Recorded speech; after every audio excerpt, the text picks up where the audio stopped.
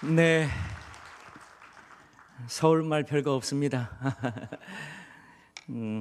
신흥교회를 오면 오늘 좀 특별히 더 그런 것 같습니다.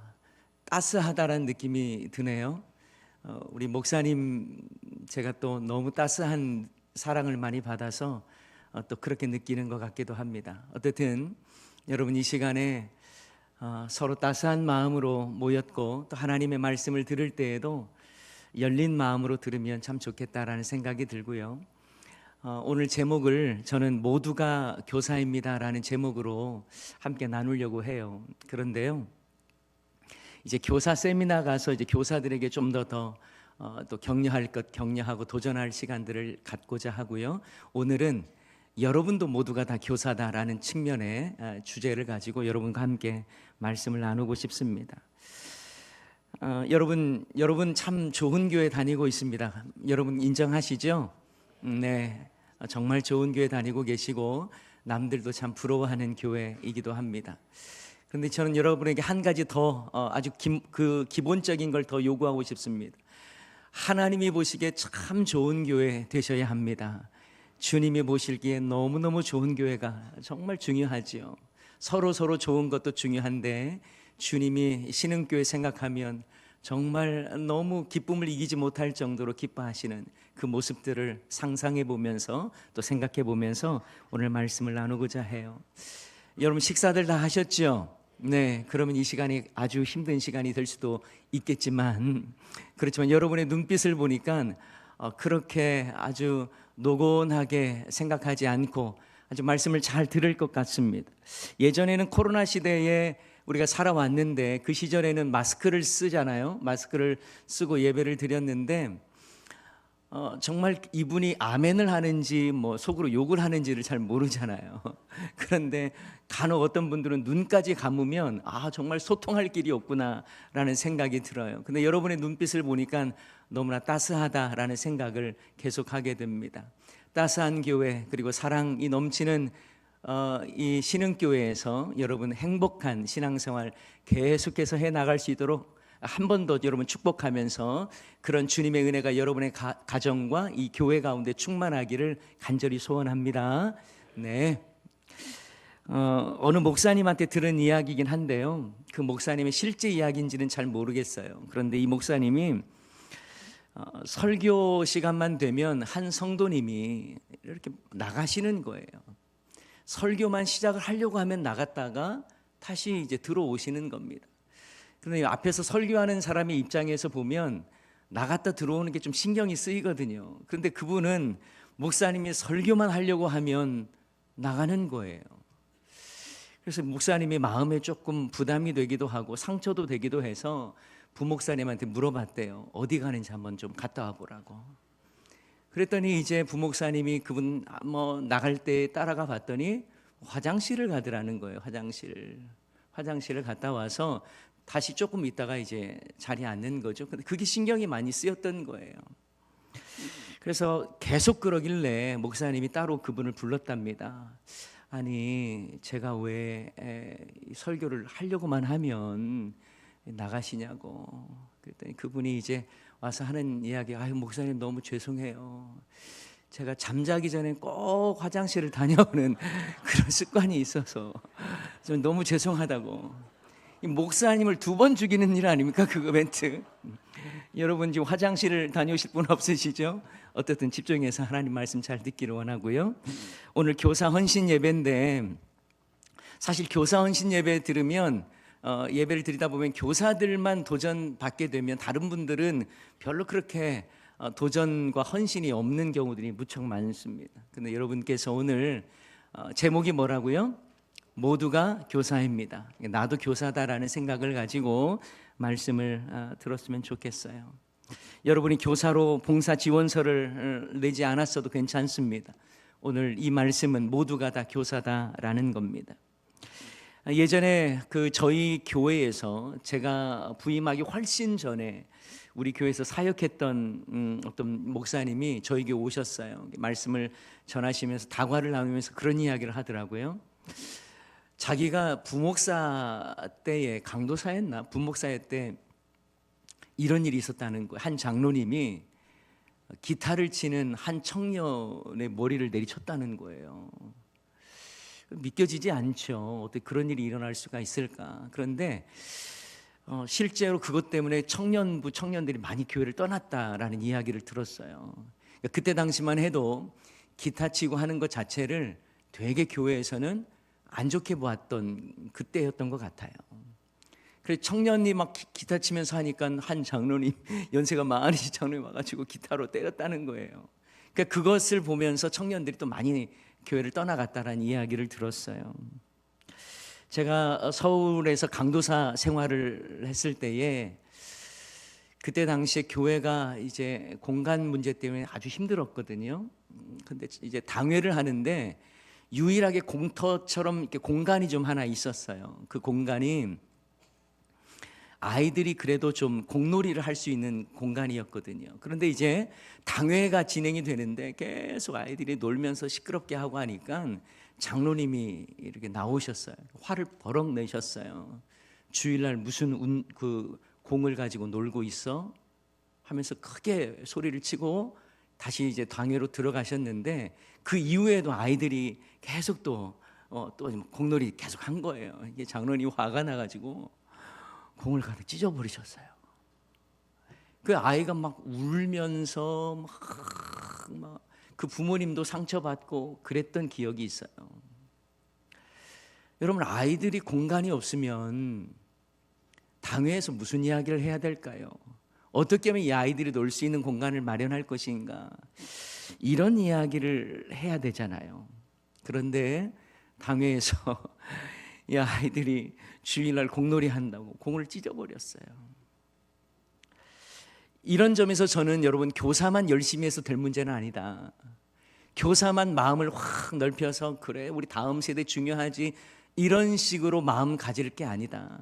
이거는 한 교회의 다음 세대에 한 부분들은 교사들만의 문제가 아니라 우리 전부가 다 교사의 마음을 가져야 한다라는 생각을 했어요. 그래서 여러분 모두가 다 교사라는 생각을 꼭 가지셔야 돼요. 여러분, 교회마다 다음 세대를 중요하게 생각하지 않는 교회는 없습니다. 어느 교회나 다음 세대가 중요하다고 말을 하지요. 그러나 모든 교회가 다음 세대를 위해서 투자하지는 않습니다. 우리가 그것에 대한 소중함을 알고 다음 세대에 대한 위기라는 말들을 많이 하지만 그 위기를 알면서도 대비하지 않는 교회들이 너무나 많습니다. 어쩌면 저희 교회도 예외는 아닐 수 있습니다. 한국 교회도 예외는 아니겠죠.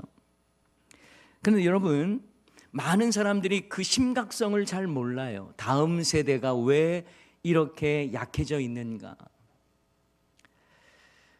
들으면은 그때뿐입니다. 왜 그렇게 느껴지지 않을까? 어떤 전문가가 그런 이야기를 하더라고요. 의술의 발달 때문이다. 과거에 비해서 어르신들이 이제 오래 사시잖아요. 그러다 보니까 공간 자체가 그렇게 비질 않아요. 다음 세대가 많이 빈다고 해도 청년들의 인원이 많이 모이지 않고 청소년들이 잘 모이지 않는다고 해도 그렇게 눈에 보이지 않는 거예요. 왜냐하면 어른들은 많이 나오고 있으니까. 예전에는 그냥 병원에서 이렇게 치료를 받다가 또 일찍 돌아가시는 분들도 많았는데 지금은 그렇지는 않잖아요. 그래서 교인들마다 착각을 한다는 거예요. 우리 교회 괜찮은데, 우리 교회 잘 모이고 있는데 빈자리 예전하고 그렇게 다르지 않는데 그런 이야기를 많이 한다는 거죠. 그래서 그분들은 열심히 또 헌신도 하시고 헌금 생활도 잘 하시고 출석도 하시니까요, 그렇게 와닿지가 않는 거예요. 위기라는 느낌이 없는 거죠. 또 한 가지 이유가 있어요. 요즘 40대 이 형제 남성들 보면 다 가정이 있고 그런데도 청년 같아요. 그래서 청바지 입고 40대가 다니면 어른들은 우리 교회 청년인가 보다 생각하는 거예요. 그리고 30, 40대 이렇게 아주머니들이라고 보통 불리는 분들도 교회 가면 너무 옷을 잘 입고 하니까요, 40대임에도 불구하고 아가씨 같은 거예요. 그래서 어떤 분은 그런 이야기를 하더라는 거예요. 우리 교회 청년들 많은데, 우리 교회 청년들 많은데 알고 보니까 40대. 어른들이 보기에는 다 청년이라고 느껴지는 거죠. 그런데 여러분, 우리 알잖아요. 참 예전에 비해서 우리 청소년 그리고 청년들, 초등부도 마찬가지겠습니다만 참으로 인원이 많이 줄어들고 있다는 것은 어느 교회나 다 마찬가지입니다. 그래서 여러분, 다음 세대를 향해서 우리 미전도 종족이라고 하면 보통 2에서 3%의 비율이면 미전도 종족이라고 하는데, 예전에 그 미전도 종족 연대 대표하시는 분이 있는데 그분과 좀 만나봤는데, 다음 세대도 다 지금은 이제 미전도 종족에 해당되는 그런 퍼센트로 가까워지고 있다, 그런 이야기를 들었어요. 그러므로 여러분, 이것은 교사들이 알아서 할 문제가 아닌 거예요. 전 교인의 문제예요. 우리가 모두 다 그런 마음들을 가지지 않으면 이건 위기를 느끼지를 못하고 그냥 가는 거예요. 사랑하는 여러분, 신흥교회 여러분 모두가 다 다음 세대에 대한 뜨거운 마음들을 갖기를 소원합니다. 이건 누구의 책임을 돌릴 일도 아니에요. 누구의 역할로 맡길 일도 아니라는 사실이죠. 여러분, 오늘 본문 말씀은 바울이요, 고린도 교회 성도를 향해서 내가 너희를 사랑하는 자녀같이 권한다, 이렇게 말하고 있죠. 그러면서 그리스도 안에는 1만 스승이 있으되 아버지는 많지 않다, 이런 말씀을 또 하세요. 그리고 나는 그리스도 예수 안에서 복음으로 너희를 낳았다, 복음으로 너희를 낳았대요. 그러므로 너희는 나를 본받는 자가 되라, 또 이런 말씀을 하십니다. 여러분, 사도 바울은 고린도 교회를 향해서 그 관계성을 뭐라고 이렇게 정의를 했냐면 복음으로 낳았다, 부모 자식과의 관계로 설명하고 있습니다. 게다가 자녀가 부모를 닮는 것, 이것이 너무 마땅하다는 거죠. 자녀가 부모를 닮는 건 마땅하잖아요. 마찬가지로 고린도 교회 성도들을 향해서 너희도 나를 본받아, 이렇게 이야기를 하고 있습니다.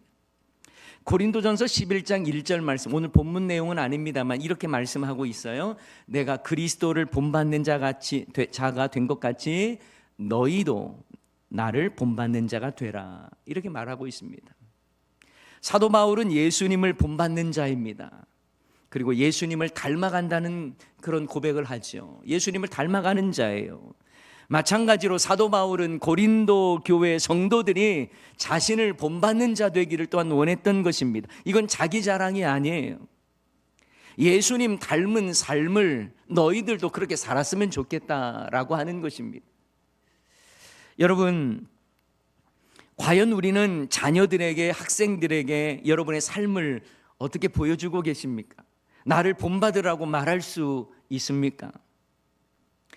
여러분, 우리 모두가 다 교사라는 마음을 가지고 아버지 교사, 또 어머니 교사, 또 선배 교사, 이런 모두가 다 교사라는 마음을 가지고 너희들 나를 본받는 자 되기를 원한다, 이런 마음으로, 이런 삶으로 뭔가를 남길 수 있어야 되지 않겠습니까?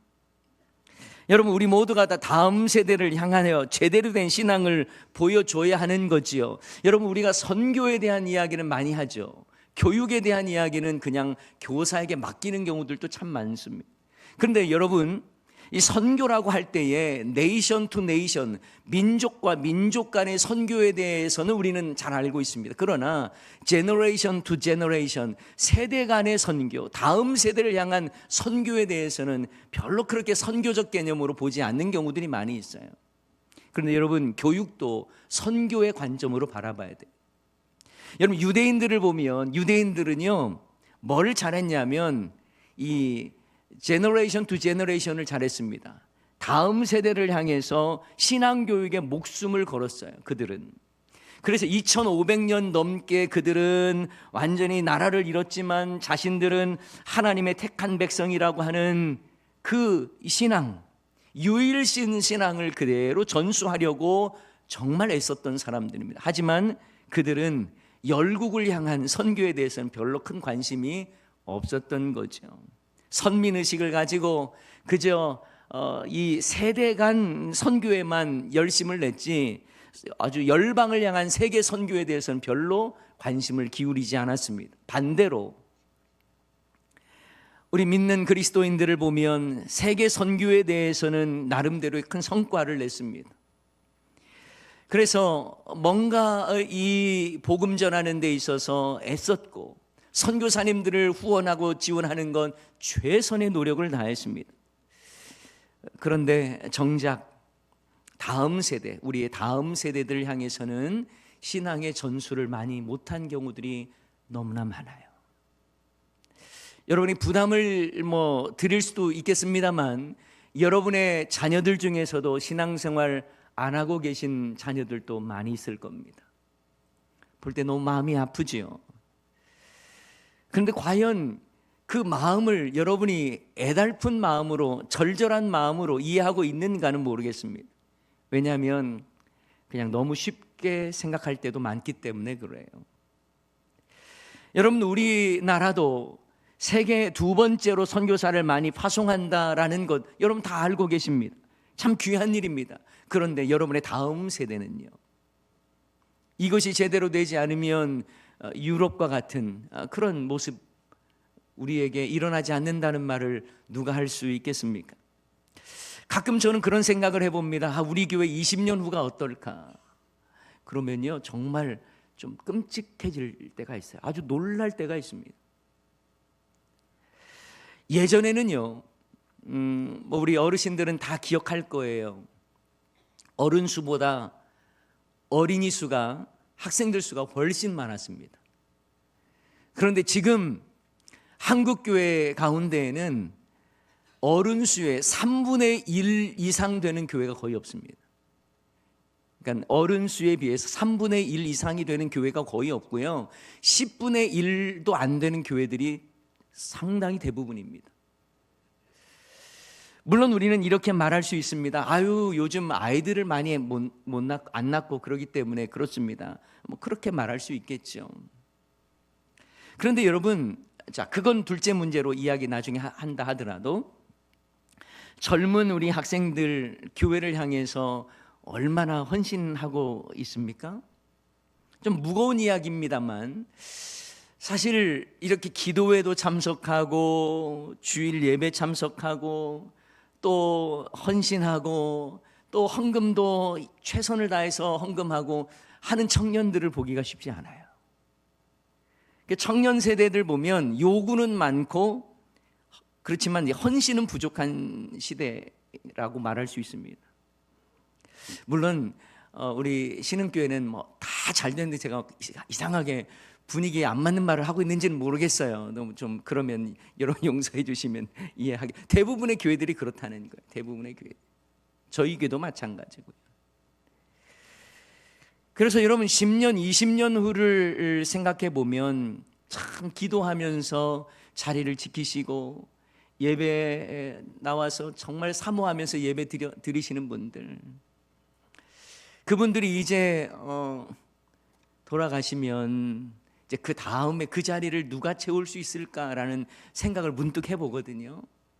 그럼 정말 아주 깜짝깜짝 놀랄 때가 있어요. 저희 교회 거의 이제 95 되신 분께서 전철 타고 개금에서 오시는 분이 있어요. 그런 분 볼 때마다 그분이 안 나오시고 그 자리를 안 지킬 때마다 혹시 무슨 일이 생긴 거 아니야? 이런 생각이 들 때가 있거든요. 시간의 흐름을 역행할 수는 없잖아요. 그런 식으로 따져본다면 10년 후에 또 20년 후에 여러분 교회에 우리 그 자리를 대신할 수 있는 젊은 친구들이 얼마나 그 자리에 앉아 있을까 생각해 보면 때로는 두려움이 다가오기도 해요. 두려움으로 다가오기도 합니다. 그런데 여러분, 현실이라는 거 우리 인정합시다. 그런데 그냥 어쩔 수 없다라고 말하지는 맙시다. 그냥 포기하지는 않았으면 좋겠어요. 늘 전도가 안 되는 이야기는 우리는 잘합니다. 앞에서 말씀드렸던 것처럼 출산율이 낮아서 놀이터 가봐라, 애들이 있는가 봐라, 없다. 다 학원 가 있다. 요즘 학교 앞에서 전도하기도 어렵다. 맞아요. 요즘 애들은 뭘 사주고 뭘 해준다고 해도 별로 관심을 기울이지 않는다. 맞아요. 요즘 기독교는 세상 사람들의 비난을 많이 받아서 이미지가 너무 나빠졌다. 전도의 문이 닫혀 있다. 많이 막혔다. 맞아요. 그럼 어떻게 할까요? 자, 우리가 상황 인식을 했어요. 맞아요. 그러면 그걸 가지고 포기해 버릴까요? 그럴 수 없잖아요. 여러분, 여러분의 자식이 그냥 이렇게 그냥 살다가 나 내버려 두세요라고 말한다고 여러분 그냥 내버려 둡니까? 그럴 수는 없잖아요. 정말 큰 문제는 시대적 현상을 근거로 해서 우리가 너무 쉽게 포기해 버리더라는 거예요. 요즘 시대가 그러니 뭐 어쩔 수 없어. 그냥 그렇게 이야기하는 거예요. 시도조차 하지 않습니다. 그리고요, 이 어느 순간부터 교육부서를 보면 위탁 교육에 머물러 있어요. 그러니까 우리 그 직분자들 자녀들, 교인들 자녀들을 관리하는 개념으로 교육부서가 존재해요. 그런데 사실 주님이 원하시는 건 우리에게 위탁 교육을 맡기신 것보다 거기에 머무르면 안 되거든요. 전도하고 어떻든 간에 아이들을, 주님을 알지 못하는 아이들을 우리 교회의 교육부서에 좀 채우려고 하는 열정과 야성이 사라져 버렸어요. 그냥 아이들, 교인 자녀들을 그냥 관리하는 정도에 머물러 있다는 거예요. 여러분, 시도조차 하지 않고 그냥 지금 상황과 현실을 이야기하는 것, 그건 누가 못합니까? 누구라도 다 할 수 있어요. 그런데 여러분, 문제는 뭐냐면 아무것도 안 한다는 거예요. 그냥 안타까워만 하지 그것에 대해서 마음을 모아서 열정을 다해서 함께 일하지 않는다는 겁니다. 그래서 여러분, 뭔가 해봐야 돼요. 더 이상 현실이 이렇다고 핑계대는 거에 머무르지 말고 그래도 뭔가 몸부림을 쳐봐야 된다는 거예요. 영혼구원을 위해서 뭔가 애써봐야 된다는 거예요. 그 결과는 우리가 어떻게 장담하지 못한다 하더라도 해보는 데까지는 해봐야 되는 건 아닙니까? 여러분, 야구 경기할 때 제일 부끄러운 스트라이크 아웃, 삼진 아웃이 뭔 줄 아세요? 그냥 아무것도 휘둘러 보지 않고 아웃당하는 그걸 루킹 삼진이라고 합니다. 그냥 멀뚱멀뚱 바라보면서 배트 한번 휘둘러 보지도 않고 그냥 아웃당하는 거예요. 그럴 수 없잖아요, 우리.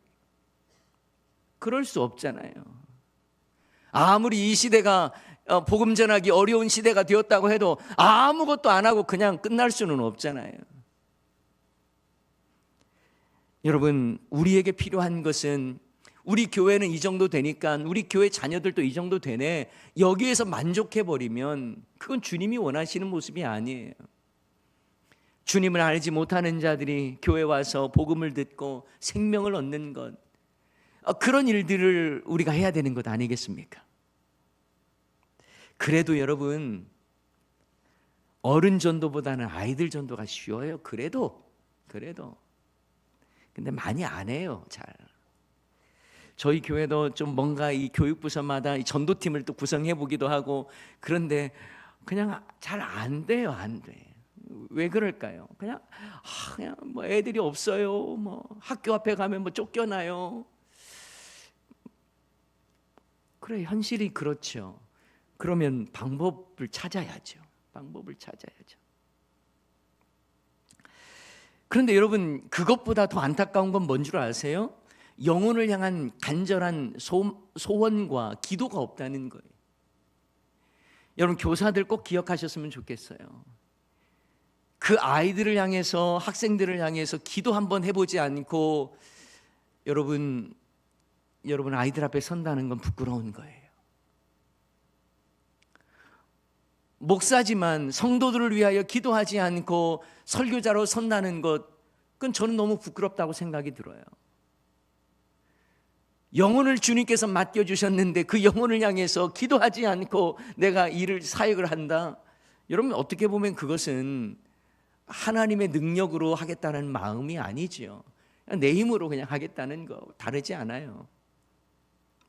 예전에 보면요, 저는 이제 예전 이렇게 마룻바닥으로 되어 있는 그 교회에서 신앙생활도 많이 했었잖아요. 저도 어린 시절 보면 그 교회가 마룻바닥이었던 것 같아요. 근데 요즘 마룻바닥인 교회는 없죠. 거의 없습니다. 아마 찾아보기 쉽지 않을걸요. 근데 제가 어린 시절이었는데도 하나 좀 궁금한 게 있었는데 조금 나이가 들면서 해결된 게 있었어요. 뭐냐면 옛날 예배당 마룻바닥은 늘 얼룩져 있었어요. 깨끗하지가 않았어요. 그 얼룩이 저는 그때는 왜 청소 안 해서 그런 줄 알았는데 알고 보니까 눈물이었어요. 성도들의 눈물이었어요. 가족 구원을 위해서, 영혼 구원을 위해서 눈물을 흘린 거예요.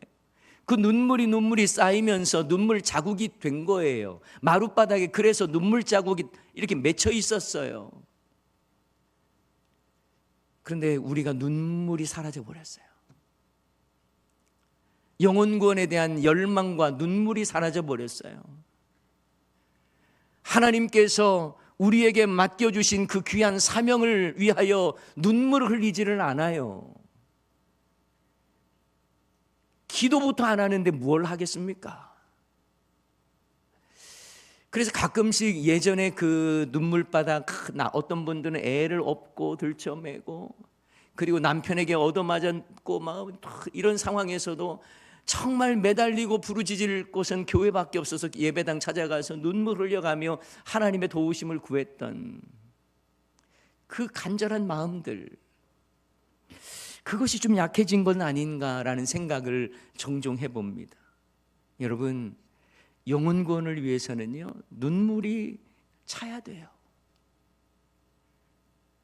그래서 눈물을 흘리면서 하나님의 은혜를 구하고 아직도 주님을 알지 못하는 가족들, 자녀들을 주님께로 인도하는 데 있어서 정말 눈물을 흘려가며 하나님의 은혜를 구하는 그 가운데 역사가 일어나는 거예요.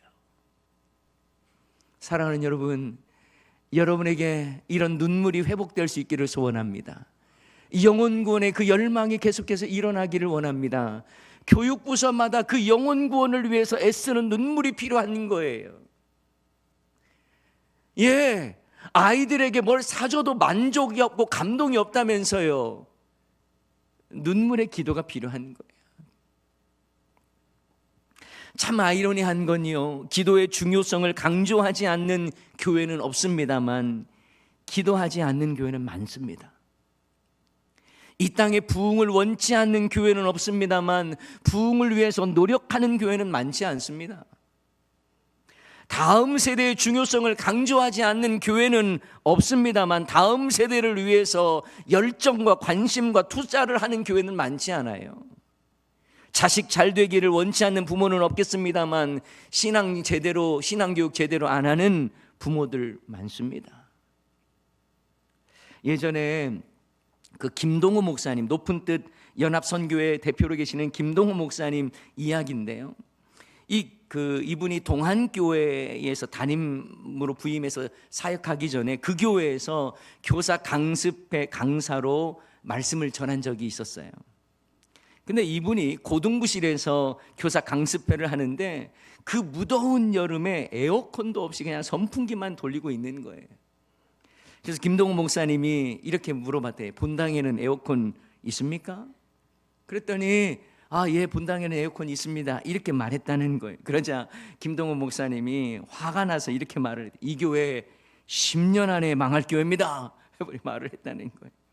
어른 덥다고 에어컨 돌릴 줄을 알면서 애들은 추운지 더운지 신경도 안 쓰고 이 더운 날 고작 선풍기 돌리는 정신으로는 10년도 못 갑니다. 막 이런 식으로 강하게 이야기를 했다는 거예요. 그래놓고 그 교회에 담임으로 부임해 오신 거예요.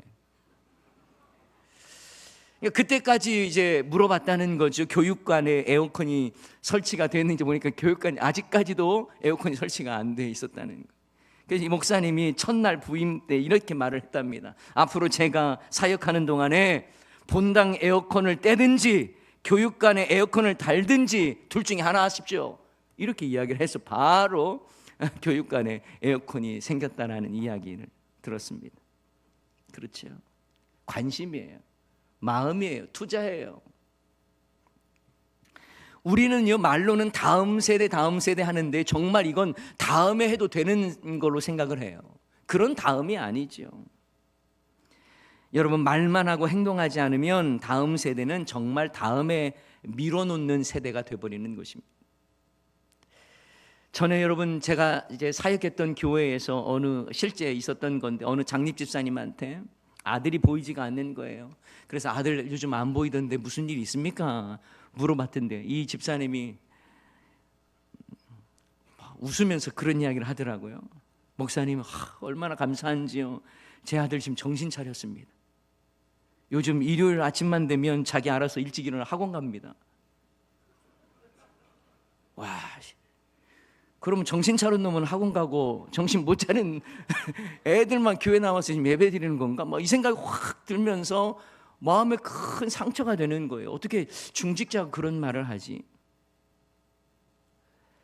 여러분, 자녀 신앙생활을 위해서 우리 관심이 없다니까요. 때로는 너무 무감각해요. 한다는 게 막 그냥 윽박지르는 거 외에는 방법을 몰라요. 어떻게 하면 이 아이가 인격적으로 예수 그리스도를 만날 것인가, 여기에 관심을 둬야 되는데 그냥 열심히 기도해서 좋은 대학 들어가자. 그런데 여러분, 나중에는 기도도 안 하고 그냥 좋은 대학 들어가기 위해서 학원만 좋은 곳 가자, 이런 개념이 돼버리는 거예요. 여러분, 치열하게 기도해야 됩니다. 지금이라도 신앙교육 하셔야 돼요. 제발 여러분, 이런 말은 하지 말자고요. 절대로 이런 말은 하지 말자고요. 목사님, 다 큰 아들놈, 다 큰 놈, 지 인생 지가 알아서 해야지, 부모가 이래라 저래라 어떻게 합니까? 그런 말은 하지 말자고요. 그런 말은. 과연 하나님께서 여러분에게 자녀를 물으시면 여러분 똑같이 하나님 앞에 그 이야기를 할 수 있습니까? 다 큰 놈 지 인생 지 인생이지 제가 어떻게 합니까? 이렇게 말할 수 있겠어요? 아니죠. 여러분, 하나님께서 우리에게 자녀를 맡겨주실 때에는 책임도 함께 묻고 계시는 거예요. 그래서 두려움으로 받으셔야 됩니다. 우리가 다음 세대에 과연 무엇을 물려줄 것인가? 어떤 분은 유산, 재산 남겨줄 수도 있겠죠. 그러나 신앙 전수가 안 되면 의미가 없습니다. 여러분, 솔직하게 리얼한 현실입니다. 그걸 인식을 좀 하셨으면 좋겠어요. 자식이 신앙생활 안 하면요, 여러분 요양원에 가거나 돌아가셔도 교회 연락 안 주시면 교회 장례로 치르지 못할 때가 많습니다. 그 현실이에요. 여러분, 요양원 들어가면 전화를 받을 수 있습니까, 어르신들? 근데 자녀들이 그래도 신앙생활 잘한 자녀들은 교회와 소통하면서 또 교회, 같은 교회를 섬기는 분이라면 그분의 상황을 잘 알지요. 그런데 자녀가 신앙생활을 안 해요. 그러면 이분이 요양원에 계셔서 전화 통화도 안 되죠. 어느 병원으로 또 옮겼다 그러면 그것도 모르죠. 장례가 나도 모르지요. 이게 리얼한 현실입니다. 제가 잊을 수 없는 기억이요, 제가 부목사로 일산에서 사역했을 때 일입니다. 어느 권사님이요, 참 사람이 너무 좋으신 거예요. 너무 좋으시고 조용하시면서, 근데 제가 신방을 하는데 자녀 이야기를 별로 안 하고, 특히 큰아들에 대한 이야기를 별로 안 하시더라고요. 그냥 잘 지내고 있습니다, 어디 살고 있습니다, 이 정도만 이야기를 하더라고요. 근데 이분이 돌아가신 후에 이제 구역장 통해서 연락이 왔어요. 그런데 교회는 알리지 않았으면 좋겠다고 했다. 그러면 장례식장만 이제 알려주는 거예요. 그래도 이제 담당 교구 목사니까 가봤죠. 가봤는데요, 집례가 좀 이상해요. 천도교에서 집례를 하는 거예요. 천도교에서 집례를 하는 거예요. 그분의 아들이 종법사래요. 난 종법사가 누군지 잘 모르겠습니다. 어떤 역할인지 모르겠어요. 종법사래요, 종법사. 그래서 장례식도 천도교의 절차대로 진행하고 있는 거예요. 그때 제가 문득 그분이 이렇게 이제 신방할 때에 왜 아들 이야기를 그렇게 하면은 좀 쭈뼛쭈뼛했고 말씀을 안 하시려고 했는지가 느껴지는 거예요. 여러분, 제가 신앙 전수에 대해서 현실적 이야기를 했습니다만, 그것은 우리가 현실적 문제라고 하더라도 정말 우리에게 영혼 구원과 다음 세대 신앙 전수는 주님이 원하시는 거예요. 자녀를 맡겼다면 그 책임을 여러분에게 묻고 있는 거예요. 이스라엘 백성들이 요단강을 건넜잖아요. 그리고 여호수아 4장에 보면 바로 한 일이 있습니다. 뭐냐면 길갈에 12돌을 세웁니다. 그리고 여러분, 사무엘이 미스바에 모여서 기도할 때 블레셋 사람들이 쳐들어왔을 때에 하나님 앞에 기도해서 승리하잖아요. 그리고 나서 한 게 뭐냐면 미스바와 셋 사이에 돌을 세웁니다. 에베네셀이라고 하는 돌을 세웁니다. 그리고 돌을 세우는 목적을 이야기를 해요. 이것은 뭐냐면 너희들의 자녀들, 다음 세대들이 질문을 하면 이게 뭐냐고 물어보면 이때 하나님께서 능력으로 승리케 하셨다, 이걸 알려주라는 거예요. 신앙 전수입니다. 여러분의 삶과 여러분의 가정 가운데에 정말 영적인 기념비가 세워져야 되는 거예요.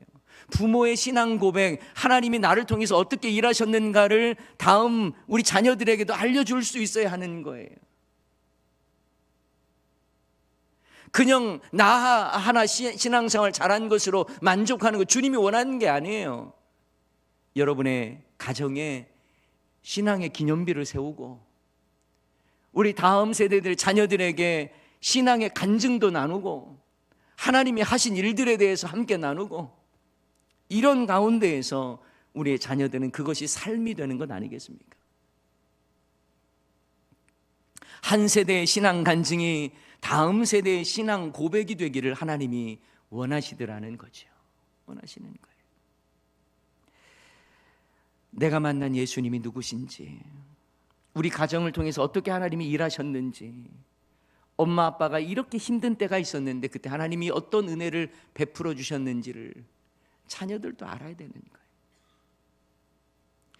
이런 점에서 저는 우리 모두가 다 교사가 되어야 된다고 생각합니다. 일만 스승이 아닌 아버지 교사. 오늘 본문에 보면 일만 스승이 있다라는 거죠. 그러나 아버지 교사가 있다라는 거, 아버지가 있다는 거. 오늘 본문 15절에 보니까 그리스도 안에서 일만 스승이 있으되 아버지는 많지 아니하니 그리스도 예수 안에서 내가 복음으로써 너희를 낳았습니다. 복음으로써 너희를 낳았다. 그러면 여러분, 아버지 교사로 우리가 이제 자녀들을 향해서 내가 아버지 교사가 됐다라는 마음, 그 마음은 어떤 마음일까요? 먼저 하나님의 자녀를 키우는 마음으로 여러분 가르쳐야 된다는 거죠. 하나님의 자녀를 키우는 마음으로. 여러분, 만약에 어느 나라의 왕이 여러분의 가정에 왕자를 맡긴다고 한다면 여러분 그 왕자를 어떻게 한 달간 이렇게 맡아서 키워 보겠습니까? 잘하겠죠. 그래도 왕의 자식인데. 그런데 여러분, 여러분에게 맡겨주신 자녀는 하나님의 자녀를 나에게 맡겨주신 거예요. 그러면 내가 가르치는 이 학생, 하나님이 나에게 맡겨주셨다라는 생각을 가지고, 나에게 허락하신 생명, 하나님이 나에게 맡겨주셨다고 생각을 하고 우리는 아버지 교사가 되어야 되는 거예요. 어머니 교사가 되어야 하는 겁니다. 그래서 여러분, 막연한 책임감이 아니에요. 하나님의 자녀라고 하는 그 시각으로 자녀를 바라봐야 돼요.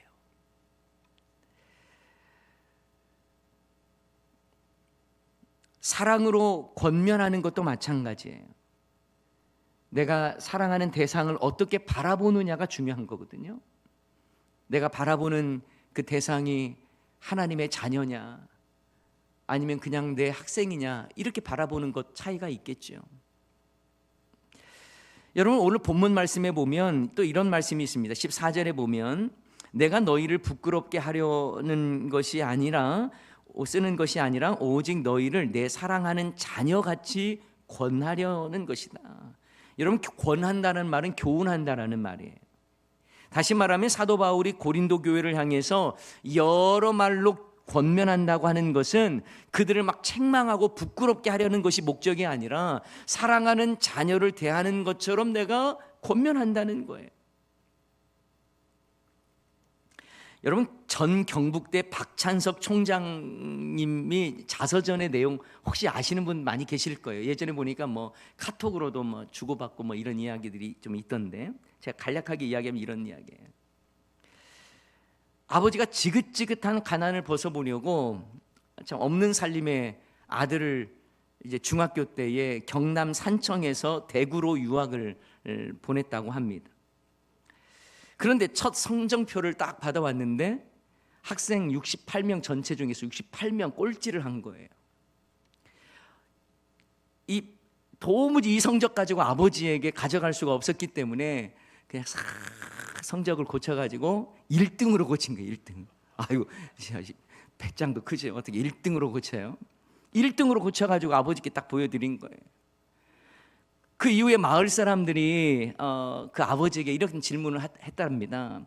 도시로 애 보내서 공부시키더니 애는 공부 잘하고 있냐고. 그랬더니 이 아버지가 이번에는 어쩌다가 1등을 했는가 봐. 그런데 앞으로 더 봐야지. 막 이런 식으로 이야기를 했나 보죠.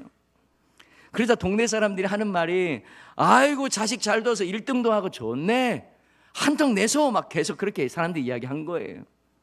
다음날 자기가 집에 돌아와 보니까 아버지가 참 자기 집안의 재산 목록 1호인 돼지를 잡아버린 거예요. 그 잔치를 벌이고 있는 거예요. 자식 1등 했다고. 이 박찬석 총장은 그때 정말 너무너무 부끄럽고 죄송한 마음에 어쩔 줄 몰랐다는 거예요. 그 사건 이후에 공부할 때마다 성적 고쳐서 집에서 돼지 잡아 잔치 벌였던 일을 머릿속에 늘 생각하며 이를 악물고 공부를 해서 이제 17년 후에 대학 교수가 된 거죠. 그러다가 자신의 이제 아들이 자기 그 중학생 정도 되는 나이대가 딱 됐을 때에 자기가 성적표 고쳐서 그때 있었던 것을 왠지 아버지에게 말씀을 드려야 되겠다 그 생각이 들어가지고요. 자기 나이 45대 아버지를 찾아갑니다.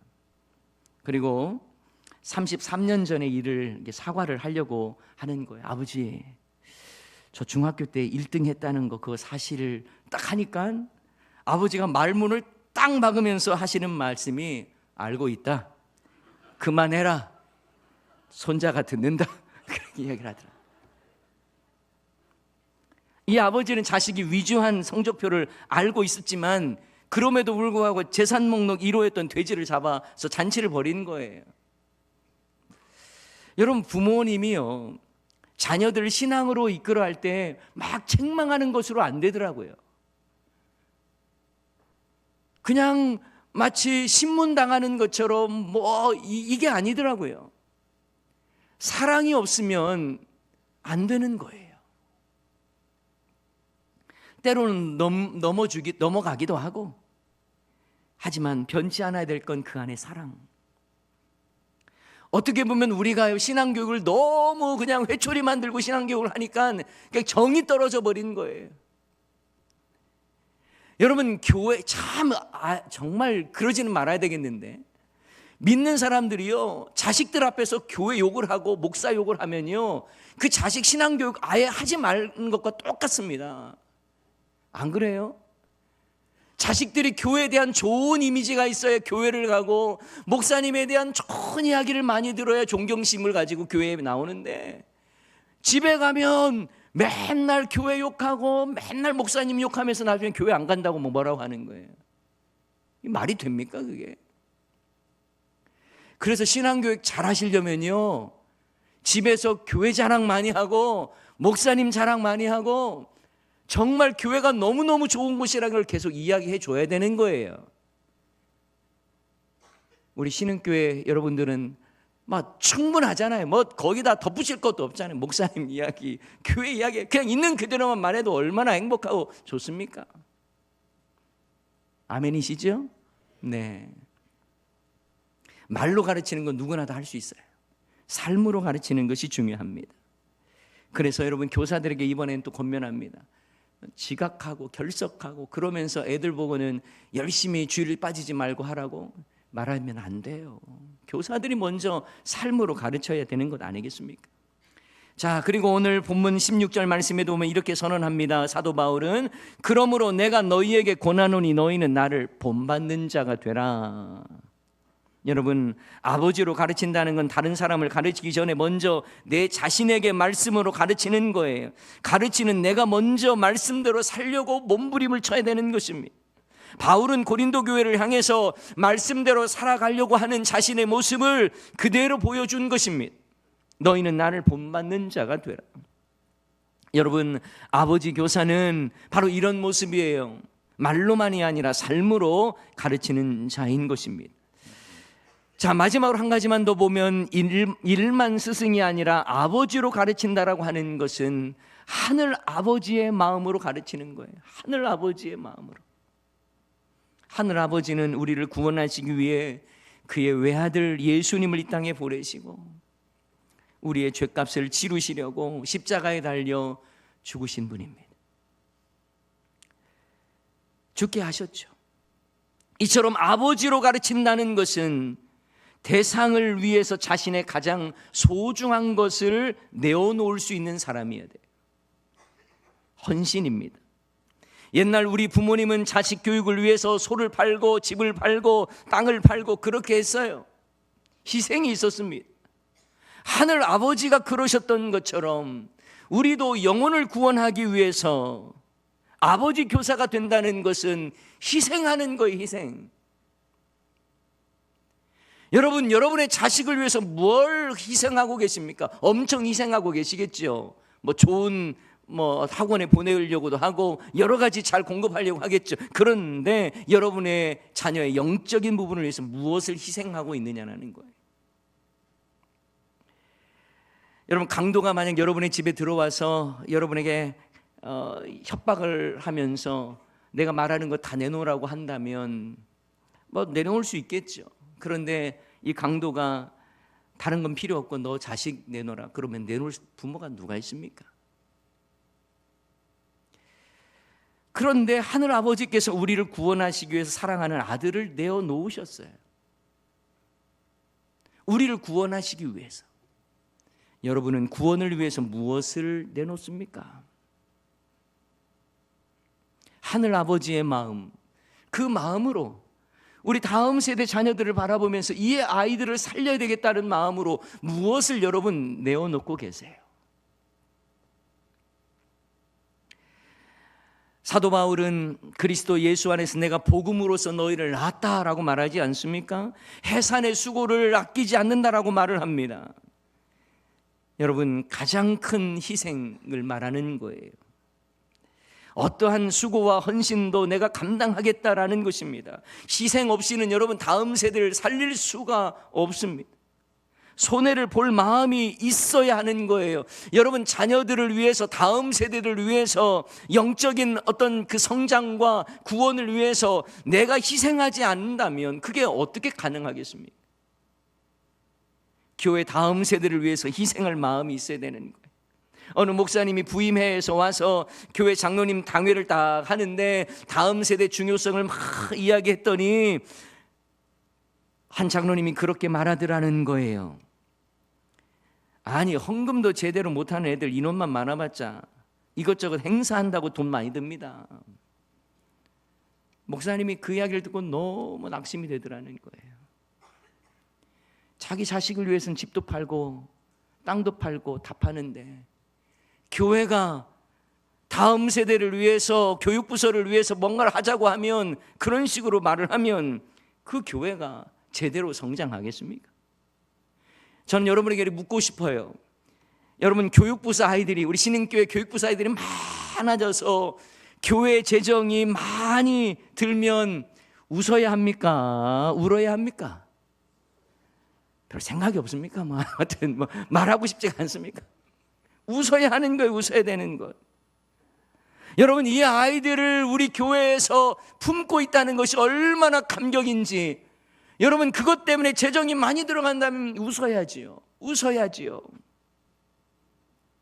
그런데 교회들은 별로 웃으려 하지 않습니다.